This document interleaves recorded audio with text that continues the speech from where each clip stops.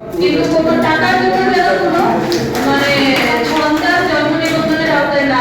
ধন্যবাদ উপস্থাপককে। শোষণের ঝুঁকিতে থাকা শিশুদের জন্ম নিবন্ধন না পাওয়ার কথা বা তাদের সমাজে যে তাকসিলের অভাব, এটা নিয়ে তারা মনে করে সরকারি ফি জোগাড় করতে, যে বারবার বলছিলাম যে সেই যে টাকায় হোক 14 বছর আমরা যোগাযোগ করবো, দরকার নেই আমার, এরকম করে তারা মায়েরা অনেক সময় এই কাজটাকে ওইভাবে গুরুত্ব দেয় না এবং আসে না, সবসময় থেকে যায়। ওনারা যেহেতু প্রতিষ্ঠানে যেতে চায় না, আবার মন্ত্রী পরীক্ষা আমাদের শিশুদের দিকে গুরুত্ব আর আসে না। আর একটা হচ্ছে মাঠ পর্যায়ে সীমাবদ্ধতা আছে, অনেক বিলম্বিত হয়। আমরা প্রায় 3 মাস আগে যে আমাদের সমস্যাগুলো আমরা এখনো ফেস করছি। ইয়েতে কাজ করে না, সার্ভারে কাজ করছে না, সার্ভারে ডাটা দিচ্ছে না, এরকম করে তাদের পাবলিশার থাকে, এনআইডি থাকে, সেইগুলো নাই বলে এই কাজগুলো মায়েদের কাছে। তোমাকে এটা দেওয়া আছে ভাই?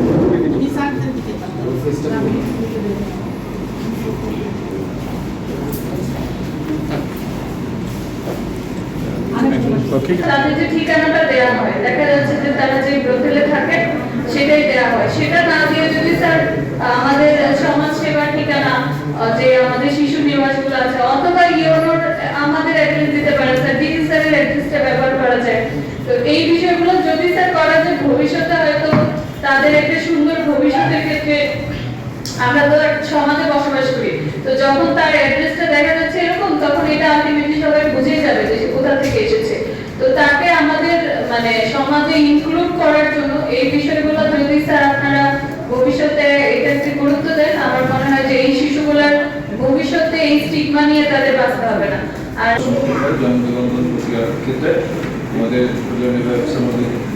জনতাভাবে বলছি যে এনআইডিতে নাম লেখা ছিল, পেশা ছিল যৌনকর্মী, আর অ্যাড্রেসটা ছিল অমুক পতিতা।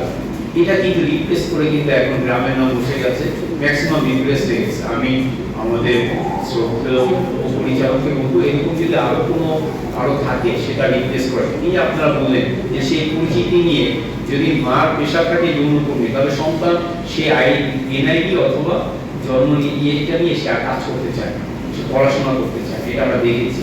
সেই জন্য আমরা এই কাজটা জেলা প্রশাসন মন করেছে, অনেকের জায়গায় এটা রিপ্লেস হয়ে গেছে, নতুন এনআইডি পাওয়া গেছে, সেখানে বলা আছে তার জায়গা যে অ্যাড্রেসটা কোথায় সেভাবে, যাতে সে যেন হিউম্যান অ্যাবিউজের শিকার না হয় বা হিউম্যান রাইটসটা যেন ইনট্যাক্ট থাকে, সেই বিষয়েও এখান থেকে কাজ করা হচ্ছে। আপনার ইয়েতে অনেক নিবন্ধন হচ্ছিল, তখন ওরা আমাদের সঙ্গে আমাদের সঙ্গে যোগাযোগ করে, তখন দেখলাম এটা রেজিস্ট্রার জেনারেল একটা দায়িত্ব যে যারা সুবিধা বঞ্চিত তাদের জন্ম নিবন্ধন নিশ্চিত করে। তখন আমরা ট্রেনিং দিই, যারা এখানে স্থানীয় যারা নিবন্ধক ছিল, নিবন্ধন সহকারী ছিল, প্রশাসনের লোক ছিল, সবাইকে আমরা ট্রেনিং দিই ওদিকে কিভাবে অপ্রাপ্য অপশন ইউজ করে এই জন্ম নিবন্ধনটা সম্পন্ন করা যাবে।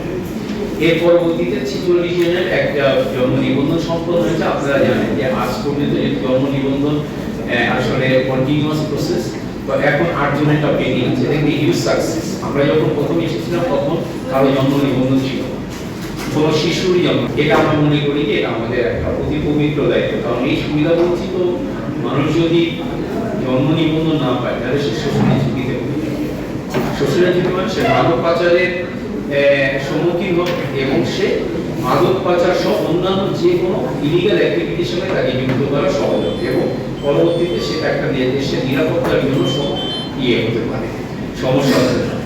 আমরা আজকে যারা এখানে এসেছি, আপনারা যারা এসেছেন, আজকে আমাদের একটা মায়ের ফল উপস্থিত কেন্দ্রীয়ভাবে আমরা বাংলাদেশের সবচেয়ে নিগৃহীত যে জনগোষ্ঠী আছে, আমাদের হোস্টেল কমিউনিটি যেখানে আছে, সেখানে মা আছেন, শিশু আছেন, তাদের জন্ম নিবন্ধন আমরা সম্পন্ন করলাম এবং এটা একটা বড় একটা অ্যাচিভমেন্ট। এটা ফরিদপুর জেলা প্রশাসনের অ্যাচিভমেন্ট, ফরিদপুর পৌরসভার অ্যাচিভমেন্ট, উপজেলা সদর যে নির্বাহী অফিসারের কার্যালয় তার অ্যাচিভমেন্ট।